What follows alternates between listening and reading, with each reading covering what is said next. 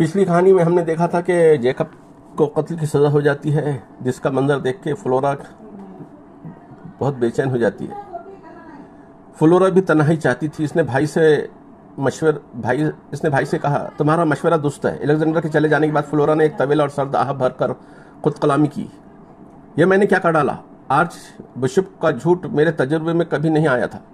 مجھے ان کی بات سن کر جذباتی نہیں ہونا چاہیے تھا۔ مجھے ان سے ان کے دعوے کی دلیل طلب کرنا چاہیے تھا۔ انہوں نے جو کچھ کہا تھا اس بات پر انہیں یقین کامل تھا۔ سزائے موت سن کر بھی وہ مطمئن تھے، اور جب جلاد انہیں قتل کرنے کے لیے ان کے نزدیک پہنچ چکا تھا تو وہ مسکرا رہے تھے۔ ان کے چہرے پر اطمینان کا نور تھا۔ انہوں نے موت بھی زندگی کی طرح قبول کی۔ ایک عابد و زاہد، ذی علم اور صاحب بصیرت انسان نے اپنے مذہب کسی نہ کسی مستحکم بنیاد پر ہی چھوڑا ہوگا۔ میں وہ بنیاد ضرور تلاش کروں گی۔ انجیل کا ایک ایک حرف میں ایک بار پھر غائر نظر سے ضرور پڑھوں گی۔ میں نے بڑا گناہ کیا ہے، میں خود کو کبھی معاف نہیں کروں گی۔ چہرے جھوٹ نہیں بولا کرتے۔ جیکب بلا شبہ سچے آدمی تھے۔ حقیقت کی یہ تعریف تو ہرگز نہیں ہے کہ جو ہم جانتے ہیں صرف وہی حقیقت ہے۔ ہمارا علم ہمیشہ ارتقا پذیر رہے گا۔ جہاں علم و دانش میں اپنے شعور کے کسی فیصلے کو حرف آخر مان لینا کہاں کی دانائی ہے۔ فلورا خیالات کی رو میں بہتی ہوئی سو گئی۔ شام کو جب خادمہ نے آ کر جگایا تو وہ بیدار ہوئی، اور یہ پیغام سن کر کہ کھانے پر اس کا انتظار ہو رہا ہے۔ اس نے خادمہ سے کہا جاؤ کہہ دو میں فوراً پہنچ رہی ہوں۔ خادمہ چلی گئی تو فلورا نے منہ پر پانی کے چھینٹے مارے اور تیار ہو کر کھانے کی میز پر پہنچی تو باپ اور بھائی کے علاوہ 2 مہمانوں کو بھی موجود پایا۔ کھانے کے دوران میں فلورا نے باپ سے پوچھا جب اتوار کو تنہائی میں آج بشپ سے آپ کی ملاقات ہوئی تھی تو آپ دونوں کے مابین کیا گفتگو ہوئی تھی؟ رچرڈ یہ غیر متوقع سوال سن کر برہم ہو گیا اور کہا آئندہ جیکب کو آج بشپ ہرگز نہ کہنا۔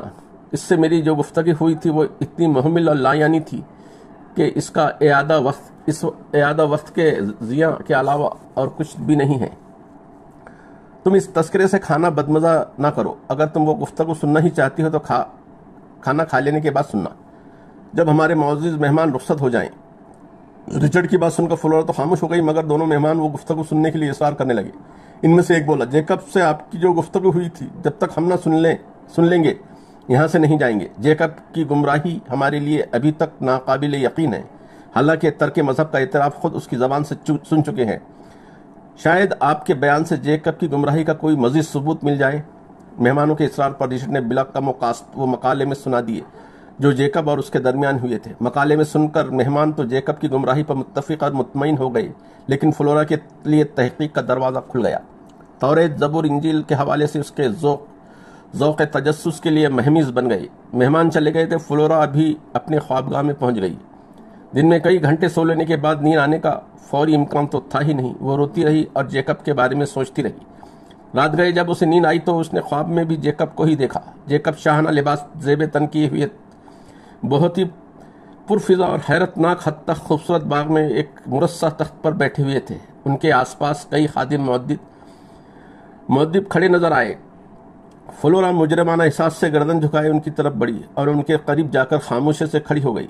جب جیکب کی شفقت بھری آواز نے اسے مخاطب کیا تو وہ رونے لگی اور ان کے قدموں میں جھک کر معافی مانگنے لگی۔ جیکب نے اس کا سر اپنے قدموں سے اٹھاتے ہوئے کہا یہ وقت بہت قیمتی ہے، اسے روک کر ضائع نہ کرو۔ جو کچھ ہوا ہے وہ مشیت الہی تھی۔ مجھے اسی طرح سرخ رو ہونا تھا جس طرح ہوا۔ تم یہ بات ذہن سے نکال دو کہ تم میرے قتل کا سبب بنی۔ میں نے تمہارے اس قصور کو مرنے سے پہلے ہی معاف کر دیا تھا۔ تم سے مذہبی جنون میں سرد ہوا تھا۔ تم بہت اچھی بیٹی ہو۔ میں نے تمہارے باپ کو آسمانی صحائف کے جو حوالے دیے تھے وہ کلیسا کے کتب خانے میں تمہیں آسانی سے مل جائیں گے۔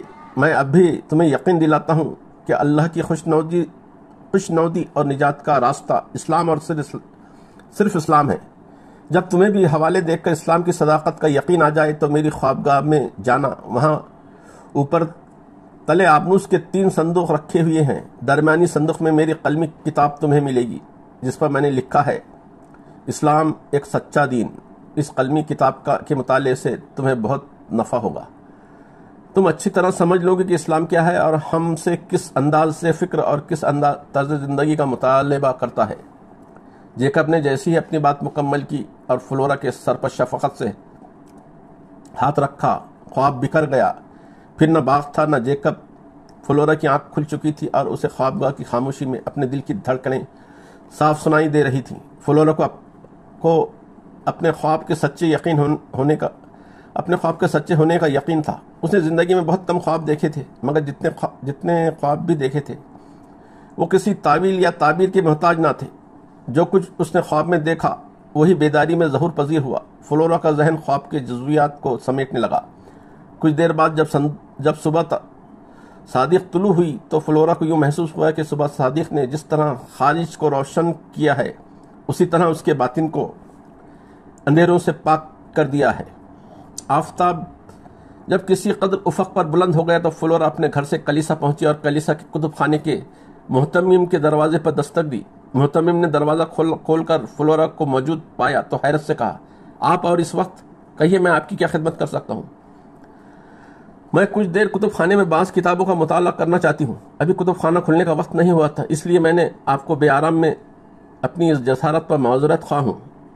کوئی بات نہیں مس فلورا، آپ جیسی علمی ذوق رکھنے والی ہستی کی خدمت کر کے مجھے دلی مسرت ہوگی۔ میں ابھی آپ کے ساتھ چل کر کتب خانہ کھول دیتا ہوں۔ کتب خانے کے محتمم نے اپنے گھر سے چابیوں کا گچھا اور فلورا کے ساتھ جا کر کتب خانہ کھول دیا۔ فلورا کتب خانے میں داخل ہوئی تو محتمم نے کہا، آپ اس کتب خانے کی ترتیب سے اچھی طرح واقف ہیں۔ کتابوں کی فہرست دیکھ کر آپ کو مطلوبہ کتاب تلاش کر لیں۔ جہاں کتاب کا نام اندراج ہے وہیں اس الماری کا نمبر بھی درج ہے جس میں کتاب ہے۔ میں آپ کی خدمت میں حاضر رہتا ہوں، مگر میں نے نہ ابھی غسل کیا ہے نہ ناشتہ۔ میں تھوڑی دیر بعد آؤں گا۔ اچھا، خدا حافظ۔ فلورا نے فہرست پر نظر ڈال کر مطلوبہ کتاب کے نمبر ذہن نشیں کیے اور الماری سے کتابیں نکال لیں۔ جیکب کے بتائے ہوئے حوالے بہت آسانی سے مل گئے، کیونکہ جیکب نے حوالوں کے صفحات پر فاضل کاغذ لگا رکھے تھے۔ توریت، زبور اور انجیل میں فور قلیت کے متعلق بشارتیں پڑھ کر فلورا کا دل مسرت سے جھومنے لگا۔ اس نے محتمم کے آنے سے پہلے کتابیں الماری میں واپس رکھ دیں اور اطمینان کی دولت سمیٹ کر کتب خانے سے نکلی۔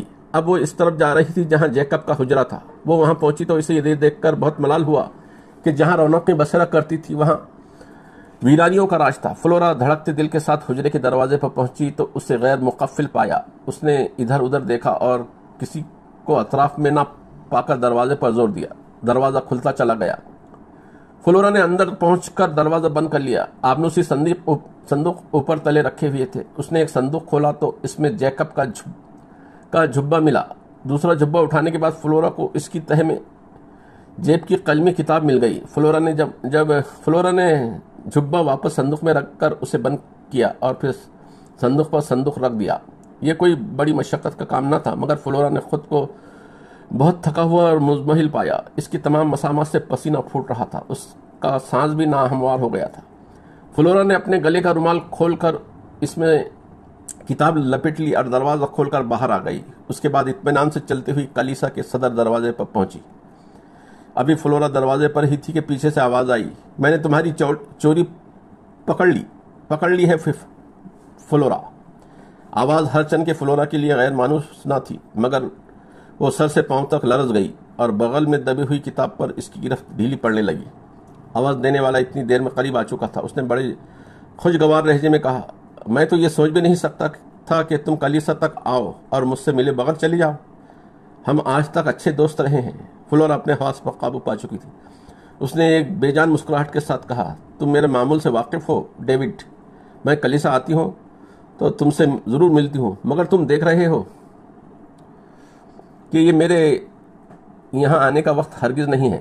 میں یہاں جب بھی آئی ہوں سہ پیر آئی ہوں۔ آج میں کتب خانے میں چند کتابوں کے حوالے کی تصدیق کے لیے آئی تھی اور بہت عجلت میں تھی۔ تم سے ملاقات کے باوجود نہ رک سکوں گی، مجھے فوراً ہی گھر پہنچنا ہے۔ اچھا، خدا حافظ۔ ڈیوڈ جب فلورا کا ہم جماعت رہا تھا اسے حیرت سے جاتا دیکھتا رہا۔ اسے یہ جرت بھی نہ ہوئی کہ اسے آواز دے کر ہی رکنے کے لیے کہہ سکتا۔ ڈیوڈ جانتا تھا کہ فلورا ایک بااصول لڑکی ہے اور اپنے خود ساختہ ضابطوں کے دائرے میں محصور رہتی ہے۔ فلورا گھر پہنچی تو الیگزینڈر سے دروازے پر ہی ملاقات ہو گئی۔ وہ کہیں جا رہا تھا. اس نے فلورا کا دیکھا تو پوچھا, کہاں سے آ رہی ہو فلورا؟ فلورا نے جھوٹ بولنے سے بچنے کے لیے کہا, جب میں یہ نہیں پوچھ رہی ہوں کہ تم کہاں جا رہے ہو تو میں تمہیں یہ حق بھی نہیں دے سکتی کہ تم مجھ سے یہ سوال کرو کہ میں کہاں سے آ رہی ہوں. تم سے باتوں میں کوئی نہیں جیت سکتا, بحث کا وقت بھی میرے پاس نہیں, میں تو چلا. فلورا پہلے اپنے خوابگاہ میں گئی اور پھر کتاب چھپا کر رکھ دی. پھر اپنے باپ کے پاس پہنچی. وہ بھی گھر سے باہر جانے کی تیاری میں مصروف تھا. اس نے بیٹی کو دیکھا تو پوچھا, اب تمہاری طبیعت کیسی ہے؟ میں اب پہلے سے بہتر ہوں اور اس وقت صرف یہ معلوم کرنے آئی ہوں کہ میری والدہ سے آپ کب تک ناراض رہیں گے. میں کب تک انہیں دیکھنے کے لیے ترستی رہوں گی. تمہاری ماں کے لیے اس گھر کے دروازے ہر وقت کھلے ہوئے ہیں, مگر میں اسے یہاں آنے کی دعوت نہ دوں گا. وہ خود اس گھر کو چھوڑ کر گئی تھی, وہ خود ہی آ جائے گی. اگر تم اپنی ماں سے ملنے کے لیے بہت ہی بےتاب ہو تو اس سے ملاؤ. ٹھیک ہے, میری محبت دونوں میں مساوی طور پر تقسیم ہے. نہ میں آپ کو چھوڑ سکتی ہوں نہ ان سے دور رہ سکتی ہوں. میں کچھ دنوں کے لیے اپنی اماں کے پاس ناربن جا رہی ہوں. اگر میرا تنہا سفر آپ کو ناگوار گزرے تو الیگزینڈر سے کہہ دیجئے کہ مجھے ماں کے پاس چھوڑائے. میں الیگزینڈر سے کہہ دوں گا کہ وہ تمہارے ساتھ چلا جائے, مگر دیکھنا یہ ہے کہ اس کی تجارتی مصروفیات اسے سفر کی اجازت دیتی ہے یا نہیں. میں یقین سے کہہ سکتی ہوں کہ الیگزینڈر ہر قیمت پر میرے ساتھ جائے گا. ماں کے دیدار کے لیے وہ بھی مجھ سے کم مضطرب نہ ہوگا. رچرڈ گفتگو کے دوران میں تیار ہو چکا تھا. اس نے اپنے سنہرے دستے کے مرصع چھڑی اٹھاتے ہوئے کہا,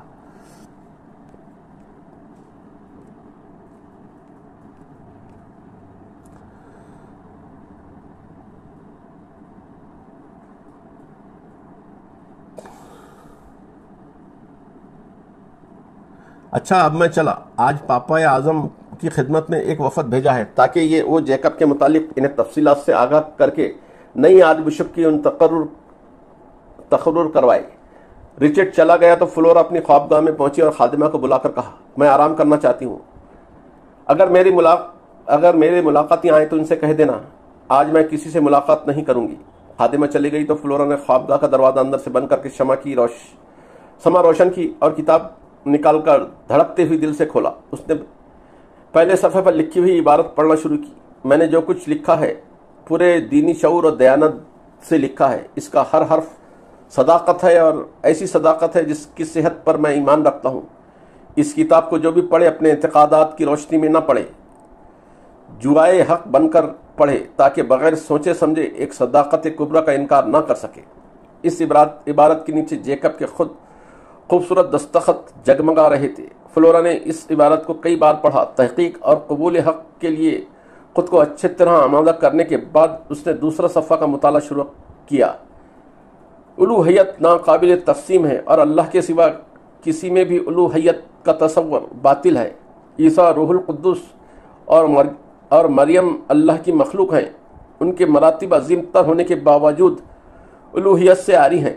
نہ کوئی اللہ کی ذات میں شریک ہے نہ اس کی اطلاعاتی صفات میں ساجی. عیسیٰ کی تعلیمات کو نظر انداز کر کے توحید کی روشن شاہراہ سے بھٹک کر شرک کی دلدل میں جا گرے ہیں. اللہ نے جب یہ دیکھا کہ حضرت عیسیٰ کی امت گمراہی کے راستے پر اتنی آگے نکل چکی ہے کہ خود واپس نہیں آ سکتی, تو اس نے حضرت محمد صلی اللہ علیہ وسلم کو نبی بنا کر مبعوث کیا تاکہ وہ انبیاء ما سبق کی تصدیق کرے اور سابقہ امتوں نے اپنے رسولوں پر جو بہتان تراشی کی ہے اس کی تردید کرے.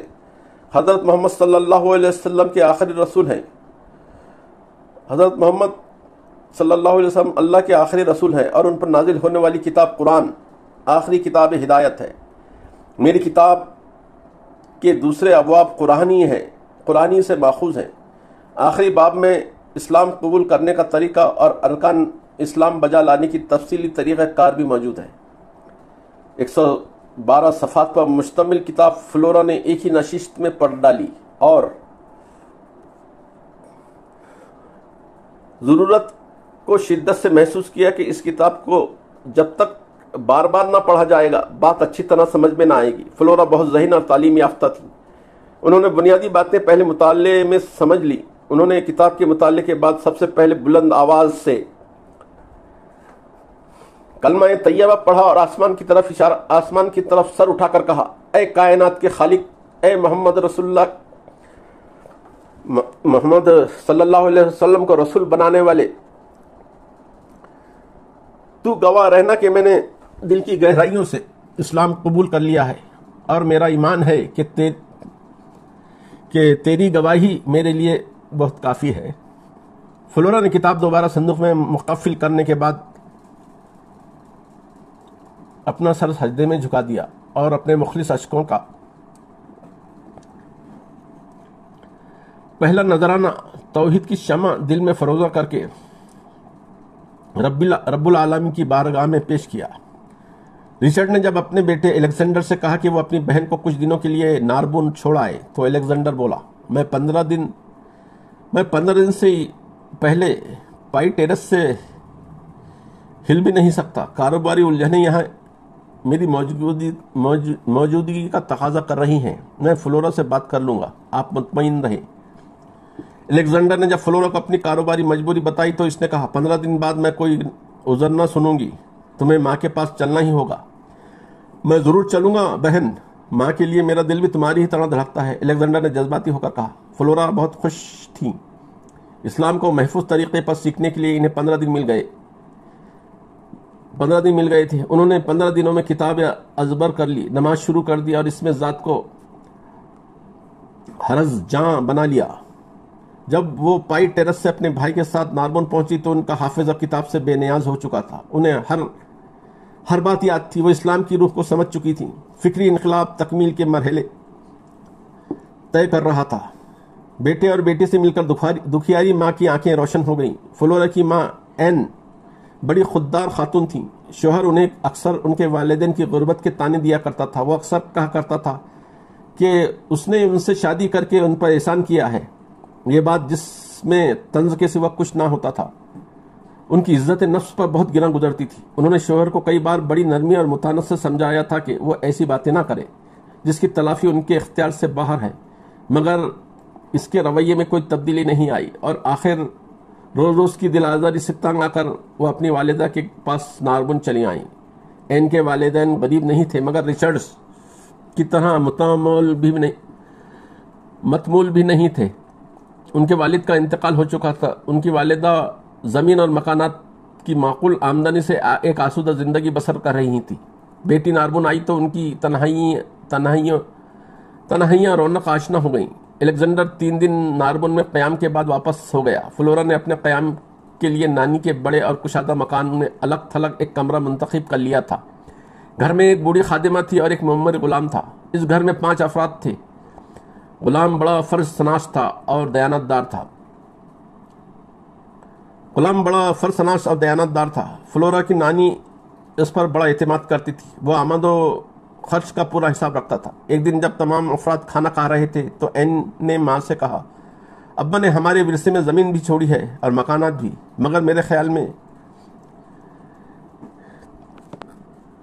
رحمین جیسا غلام ابا نہ چھوڑتے تو آپ بہت پریشان ہوتی۔ ہاں بیٹی، یہ بات تم نے بالکل درست کہی۔ رحمین کو غلام نہ کہا کرو، اب وہ میرے خاندان کا فرد ہے۔ کیا تم اس کی شفقتیں فراموش کر سکتی ہو؟ اس نے تمہاری دیکھ بھال جس انداز سے کی ہے، تم سے بہتر اس بات کو کون محسوس کر سکتا ہے؟ مجھے تو وہ آدمی نہیں فرشتہ معلوم ہوتا ہے۔ وہ کافر ہو کر بھی نہ جانے اتنا اچھا کیوں ہے؟ فلورا یہ بات سن کر چونک پڑی۔ انہوں نے نانی سے پوچھا، کافر تو وہ آپ کی نظر میں ہے، خود وہ اپنا مذہب کیا بتاتا ہے؟ رحمین خود کو مسلمان کہتا ہے۔ اگر تم اس کے کمرے میں جاؤ تو کپڑوں کے 2 جوڑوں کے علاوہ صرف 3 چیزیں وہاں اور ملیں گی۔ ایک لوٹا جس سے 5 مرتبہ منہ ہاتھ دھوتا ہے، ایک کپڑا جس پر کھڑے ہو کر بیٹھ کر اور سرزمین پر رکھ کر بقول خود عبادت کرتا ہے، اور ایک کتاب جو وہ اپنے ساتھ ہی لایا تھا۔ وہ یہ کتاب روز پڑھتا ہے۔ فلورا کو اس اطلاع سے دل خوش ہو گیا کہ ایک مسلمان بھی یہاں موجود ہے، مگر انہوں نے اپنی مسرت کو چھپا کر کہا، انسان کی پرکھ اس کے مذہب سے نہیں، اس کے اخلاق سے ہوتی ہے۔ دنیا میں ہر شخص کسی نہ کسی مذہب کو ماننے کا دعویٰ کرتا ہے، مگر عملی اعتبار سے بہت کم لوگ اچھے انسان ثابت ہوتے ہیں۔ ہمیں رحمین کے مذہب سے کیا سروکار، ہمارے لیے تو وہ بہرحال ایک نعمت ہے۔ فلورا کی ماں اور نانی دونوں ہی نے پرزور تائید کی۔ دونوں فلورا दूसरे दिन फ्लोरा ने माँ से फरमाइश की कि वो नारबुन की पुरफिजा मकामात की सैर करना चाहती है। माँ ने बेटी की इस ख्वाहिश को सराहते हुए कहा, मुझे कुछ हल्की सी हरारत है और तुम्हारी नानी बहुत ज़ईफ़ हैं। अगर सैर व तफरीक मेरे साथ करने का इरादा है तो तुम 2 दिन ठहर जाओ, तबीयत ठीक हो जाएगी तो चलेंगे, और ज़्यादा दिल घबरा रहा है तो रहीमीन को साथ ले जाओ। आपकी ये तजवीज़ बहुत मुनासिब है।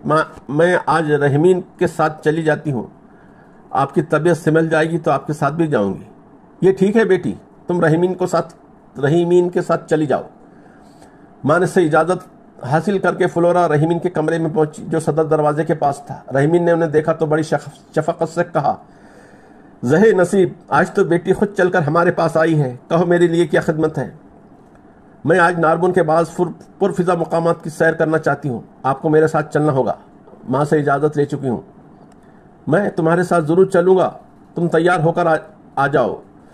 मैं बिल्कुल तैयार होकर आई हूँ, आप अगर कुछ तैयारी करना है तो कर लीजिए, मैं यहीं मौजूद रहूँगी। रहीमीन ने अपने असा उठाया और मुस्कुराते हुए कहा, चलो बेटी, मैं तुम्हारे साथ चल रहा हूँ। दोनों घर से निकलकर एक तरफ चल पड़े। कुछ दूर चलने के बाद वो सेहराहे पर पहुंचे तो रहीमीन ने कहा, अब बताओ किधर चलना है। ये रास्ता दरिया की तरफ जाता है और इस राह पर चलकर हम सरसब्ज पहाड़ों की तरफ जा सकते हैं।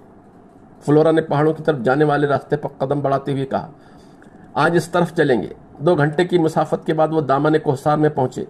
वहाँ हर तरफ शादाबी ही शादाबी थी। सफ़र के दौरान में वो दोनों खामोश रहे। फ्लोरा ने एक घने दरख्त के नीचे एक चट्टान देखी तो इस पर आराम के लिए बैठते हुए रहीमीन से कहा, आइए आप भी तशरीफ़ रखें, जब तक सूरज ढल नहीं जाता हम यहीं आराम करेंगे। रहीमीन जब चट्टान पर बैठा तो फ्लोरा ने पूछा, आपका नाम रहीमीन है? हाँ, मेरा यही नाम है, मगर तुमने मेरे नाम का सही तलफ़ुज़ किया है, वरना मेरे नाम के साथ सभी ज़्यादती करते हैं। मेरा पूरा नाम अब्दुल रहमान है और मैं मुसलमान हूँ। तुम्हारे नाना ने मुझे एक बुर्दा फरोश से ख़रीदा था और मेरे साथ इतना अच्छा सलूक किया था कि मैं ही यहीं का हो रहा। तुम्हारे नाना की मौत के बाद तुम्हारी नानी के रवैये में भी कोई फ़र्क नहीं आया। अब्दुल रहमान अपनी दास्तान हयात गैर मुरत्तिब अंदाज में जस्ता सुनाते रहे और फ्लोरा इस वक्त तक बड़ी तवज्जो से सुनती रही जब तक नमाज ज़ोहर का वक्त ना हो गया। अब्दुल रहमान का सिलसिला कलाम मुनक़ता करते हुए फ्लोरा ने कहा, मैं इबादत करना चाहती हूँ, क्या यहाँ करीब ही पानी मिल जाएगा? अब्दुल रहमान को मालूम था कि थोड़े फासले पर एक छोटा सा चश्मा है। चुनांचे वो फ्लोरा के साथ चश्मे पर पहुंचे और ख़ुद वज़ू करने के लिए बैठे। फ्लोरा उन्हें गौर से देखती रही। वो जानना चाहती थी कि किताब से जो वज़ू का तरीक़ा उन्होंने सीखा था वो दुरुस्त था या नहीं। अब्दुल रहमान वज़ू से फारिग हुए तो फ्लोरा बहुत खुश हुई, क्योंकि जो तरीक़ा वज़ू उन्होंने अपना रखा था उसकी कामिल मुताबिकत देख चुकी थी। अब्दुल रहमान के बाद फ्लोरा ने वज़ू शुरू किया तो अब्दुल रहमान उन्हें हैरत से देखते रहे, मगर जब फ्लोरा ने नमाज भी पढ़ ली तो उन्होंने पूछा, बेटी, ये मुसलमान का अंदाज़ इबादत तुमने कब से इख्तियार कर लिया? फ्लोरा क्योंकि अब्दुल रहमान से बहुत कुछ सीखना चाहती थी, इसलिए उन्होंने इस्लाम कबूल करने की रुदात तफसील से सुनाकर कहा, अब आप मुझे कुरान पढ़ा दें और इस्लाम के मुतालिक मुझे वो सब कुछ सिखा दें जो मैं नहीं जानती। आप मेरे इस्लाम के को इस वक्त तक राज ही रखें जब तक मैं इस्लाम को अच्छी तरह ना समझ लूँ। मेरे पास कुरान मजीद का एक नुस्खा है, मैं तुम्हें ज़रूर पढ़ाऊँगा और जो कुछ मैं जानता हूँ सब कुछ सिखाऊँगा। मैं आज जिस कदर मसरूर हूँ कभी इतना मसरूर नहीं हुआ। नमाज असर पढ़कर ही घर की तरफ उनकी वापसी हुई। रास्ते में अब्दुल रहमान ने अपनी किताब ज़िंदगी के चंद औराक़ सुनाए। मुझे ये तो याद नहीं कि मैं कहाँ पैदा हुआ, मेरे वालिदैन कौन थे, मगर इतना ज़रूर याद है कि मुझे एक खातून ने परवरिश किया। वो लावलद थीं। एक फ़कीर ने उन्हें मुझसे ख़रीदा था। जब मेरी उम्र 12 साल हुई तो इस नेकदिल खातून का इंतकाल हो गया। मैं जिस मदरसे में पढ़ा करता था उसके मौलवी मुझ पर बड़े मेहरबान थे। मुझे लावारिस देखकर उन्होंने मेरी सरपरस्ती कबूल कर ली थी और मुझे बड़ी मेहनत से पढ़ाया था। 20 साल की उम्र में जब मैंने इस्लामी लश्कर के साथ बर्बरों से मौरिका आराई की तो मुसलमानों को तराबुलस में शिकस्त हो गई और मैं गिरफ्तार कर लिया गया। मैं जिस बर्बरी के हिस्से में आया था उसने इंग्लिश में मुझे एक बड़े जालिम यहूदी के हाथों फरोख्त कर दिया। उसके पास मैंने 5 साल बड़े अजाब में गुजारे और तुम्हारे नाना ने मेरी बेकसी और यहूदी के मजालिम को देखकर मुझे यहूदी से ख़रीद लिया और अपने साथ फ्रांस ले आए। میں ان کا احسان مند ہوں. میں ان کے فیاضانہ سلوک کو کبھی فراموش نہیں کر سکوں گا. گھر پہنچ کر فلورا نے اپنی نانی اور ماں کو بتایا. تفریح بہت شاندار رہی. بابا عبد الرحمن بہت شاندار آدمی ہیں. میں نے فیصلہ کر لیا ہے کہ میں ان کی زبان ان سے سیکھوں گی. ان کی زبان مجھے بہت پسند آئی. فلورا کی والدہ این نے اپنی ماں کو مخاطب کرتے ہوئے کہا، یہ لڑکی زبانیں سیکھنے کا خط میں مبتلا ہے. اس نے لاطینی، عبرانی، فرانسیسی زبانیں سیکھ لینے کے بعد ایک نئی زبان سیکھنے کی ٹھان لی ہے. تم جانو اور تمہاری بیٹی، میں جو ان لڑکوں کے معاملات میں مداخلت نہ کرنے کی قسم کھا چکی ہوں. فلورا نے نانی کو پیار سے چوم کر کہا، نانی تم کتنی پیاری ہو. این اپنی بیٹی کی مزاج سے واقف تھیں، اس لیے انہوں نے ایک نئی زبان عربی سیکھنے کی اجازت دے ہی دی. عبد الرحمن نے بڑی محنت سے فلورا کو عربی پڑھانا شروع کر دیا. فلورا نے بھی اپنی خداداد صلاحیتوں سے استاد کو حیران کر دیا. رچرڈ نے کئی مرتبہ پیغامات بھیجے کہ فلورا کو بھیج دو، مگر فلورا نہ گئیں. 1 سال بعد الیگزینڈر بہن کو لینے کے لیے خود ناربون آیا، مگر فلورا نے بھائی کے سامنے آنسوؤں کا دریا بہا دیا. اپنی چہیتی بہن کو غمزدہ دیکھ کر اس نے تسلی دیتے ہوئے کہا، تم جب تک چاہو یہیں رہو، میں ابا کو سمجھا لوں گا. ابا جو تمہیں بلانے پر اصرار کر رہے ہیں، اس کی وجہ صرف یہ ہے کہ ڈیوڈ کے والد کئی مرتبہ تمہارا پیغام لے کر آ چکے ہیں، اور میں یہ بھی جانتا ہوں کہ تم ایک دوسرے کو پسند کرتے ہو. اس لیے ہماری یہ خواہش تمہاری پسند ہی کے تابع ہے کہ تمہاری شادی اس سے ہو جائے.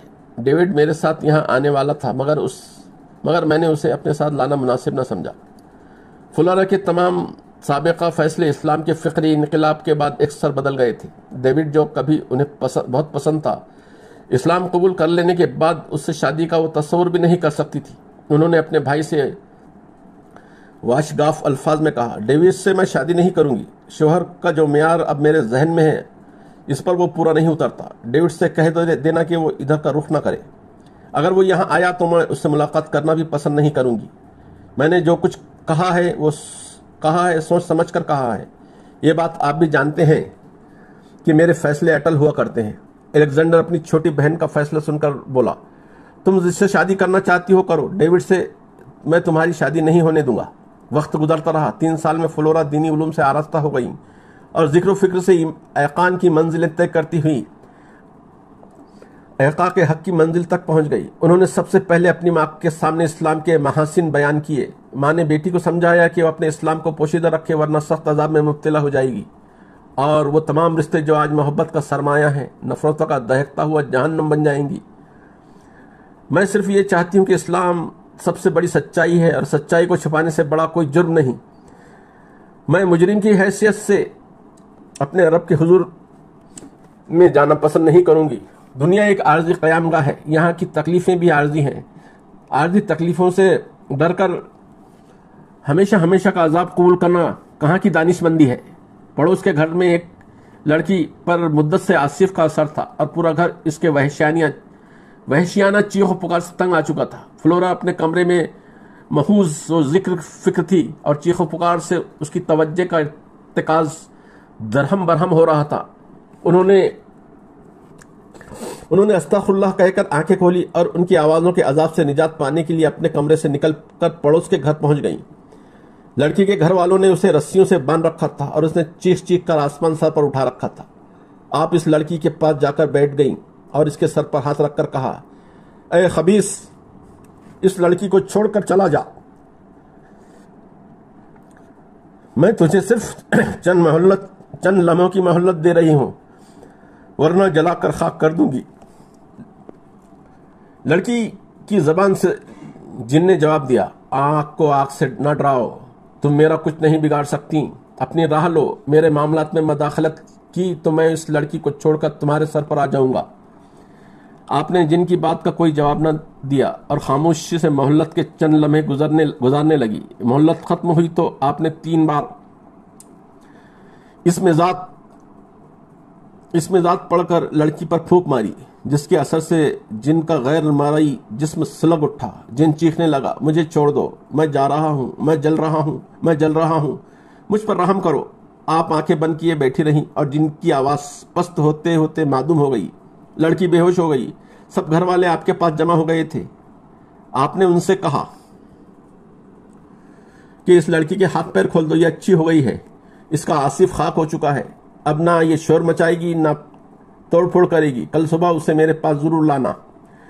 آپ واپس اپنے گھر آ گئی۔ لڑکی آپ کے ارشاد کے مطابق تھوڑی دیر بعد ہوش میں آئی تو بالکل ٹھیک تھی۔ لڑکی کا علاج بڑے بڑے طبیب کر چکے تھے، پہنچے ہوئے راہب اپنے عمل آزما چکے تھے مگر اسے ٹھیک نہ کر سکے تھے۔ فطری طور پر گھر والوں کو آپ کے تمام راہبوں اور مسیحوں سے زیادہ باکرامت نظر آئی اور آپ کی بزرگی کی شہرت ناربون میں پھیلنے لگی۔ مایوس العلاج مریضوں نے آپ کے پاس آنا شروع کر دیا۔ جو بھی آتا اللہ کے فضل سے شفا یاب ہو کر لوٹتا۔ ناربون کے پادریوں کو فکر لاحق ہو گئی کیونکہ اب لوگ انہیں نظر انداز کرنے لگے تھے۔ پادری رابرٹ کا ایک ہاتھ مدت سے مفلوج تھا، اس نے بھی آپ کے پاس آ کر قسمت آزمائی کا فیصلہ کیا مگر اس کے دل میں بھی آپ کی طرف سے میل تھا۔ وہ آپ کو جادوگر تو سمجھنے کے لیے تیار تھا مگر آپ کی بزرگی کو تسلیم کرنے میں اسے تعامل تھا۔ جب رابرٹ آپ کی خدمت میں آیا تو راہبانہ وضع تک دیکھ کر بھی آپ نے اس کی توقع کے مطابق تعظیم نہیں کی اور کہا، پادری صاحب، میں صرف ان لوگوں کا علاج کرتی ہوں جو مجھے اللہ کی کنیز سمجھ کر میرے پاس آتے ہیں۔ جو مجھے جادوگر سمجھتے ہیں میں ان کے لیے کچھ نہیں کیا کرتی۔ رابرٹ اپنے دل کی بات آپ کی زبان سے سن کر چونک پڑا اور معذرت کرتے ہوئے کہا، بے شک میرا گمان یہی تھا کہ آپ جادوگر ہیں، لیکن آپ سے ملاقات کے بعد میرا خیال بدل گیا ہے۔ اس سے پہلے کہ میں تمہارے حق میں دعا کروں تم 7 بار جادو اور جادوگروں پر لعنت بھیجو۔ رابرٹ نے حکم کی تعمیل کی تو آپ نے دعا کے لیے ہاتھ اٹھا دیے۔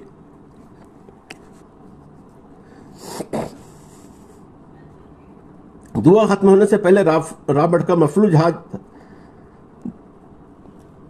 دوران خون کی زد میں آ گیا اور اس نے خوشی میں چیخ ماری، میرا ہاتھ اچھا ہو گیا ہے، میرا ہاتھ اچھا ہو گیا ہے۔ رابرٹ آپ کے سامنے تعظیم کے لیے جھکنے لگا تو آپ نے اسے روکتے ہوئے کہا، جاؤ اللہ کا شکر ادا کرو جس نے تمہیں صحت عطا فرمائی ہے۔ رابرٹ واپس ہوا تو آپ کی مسیحائی سے بہت متاثر تھا مگر لفظ اللہ اس کے ذہن پر ہتھوڑے برسا رہا تھا۔ وہ جانتا تھا کہ آسمانی باپ کو مسلمان اللہ کے نام سے یاد کرتے ہیں۔ اس نے سوچا، کیا فلورا مسلمان ہے؟ اور اگر مسلمان ہے تو اس کی دعا میں یہ تاثیر کیوں؟ یہ تاثیر کیوں ہے؟ رابرٹ نے کئی پادریوں سے اپنے سوال کا جواب چاہا مگر کوئی اسے مطمئن نہ کر سکا، مگر اس سے پوچھ گچھ کے نتیجے میں یہ بات عام ہو گئی کہ فلورا مسلمان ہیں۔ پادریوں نے ایک اجلاس طلب کیا جس میں ناربون کے تمام پادری شریک ہوئے۔ اجلاس میں شرکت کرنے والوں میں ایک پادری ایسا بھی تھا جو پائی ٹیرس میں اس وقت موجود تھا جب جیکب کو عیسائیت سے برگزشتہ ہونے پر سزائے موت دی گئی تھی۔ اس نے لوگوں کو بتایا، فلورا ڈیوک آرک ایکویٹن کی بھتیجی اور ریچرڈ کی بیٹی ہے۔ فلورا نے جیکب کے کفر کو بے نقاب کر کے اپنے باپ سے کہا تھا کہ اس گمراہ کو قتل کیا جائے۔ میری سمجھ میں یہ بات نہیں آتی کہ جو مسلمان کا وجود برداشت نہیں کر سکتی تھی وہ خود مسلمان کیسے ہو سکتی ہے۔ ہمیں چاہیے کہ کوئی فیصلہ کرنے سے پہلے فلورا سے ملاقات کریں۔ ملاقات کے بعد یا تو ہمارا شک رفع ہو جائے گا یا یہ یقین بن جائے گا، اور پھر ہم جو بھی لائحہ عمل بنائیں گے وہ بڑی حد تک ہمیں خطرات سے محفوظ رکھے گا کیونکہ فلورا حکمراں خاندان سے تعلق رکھتی ہے۔ اجلاس میں غور و فکر کے بعد یہ طے پایا کہ اتوار کو تمام پادری بڑے گرجا میں جمع ہوں گے اور عبادت کے بعد سب فلورا کے پاس چلیں اور جیسے آج ہی اطلاع دیں گے کہ پائی ٹیرس کے تمام راہب 3 دن بعد یعنی اتوار کو شام کے وقت اس سے ملاقات کے لیے آ رہے ہیں۔ فلورا کو جب پادریوں کا پیغام ملا تو وہ سوچنے لگی کہ آنے والوں کا مقصد کیا ہو سکتا ہے۔